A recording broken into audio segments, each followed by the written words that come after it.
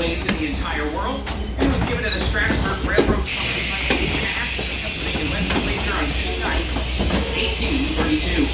For nearly 2 centuries, this little railroad has been serving the community of Strasburg, and this is certainly not an enterprise that sprang up yesterday.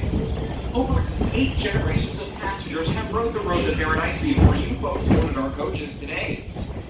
Now, coming up just ahead outside of our East Strasburg yard, you'll notice a row of multicolored cabooses.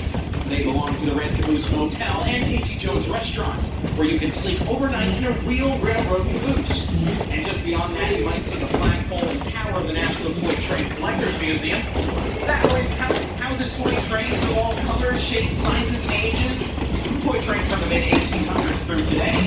Some of those trains are featured on 5 operating layouts. Fairview Crossing next, Fairview. Now, the Strasburg Railroad is not only one of the oldest public utilities in all of Pennsylvania, it's also the oldest railroad in continuous operation on the entire continent of North America.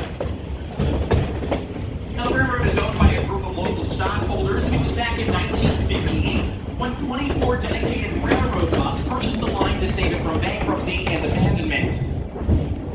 Now, this group was organized in a most unusual corporate fashion, with 1 president and 23 vice presidents. They all donated their time, money, and much hard work strictly as a labor of love for the fun of railroading.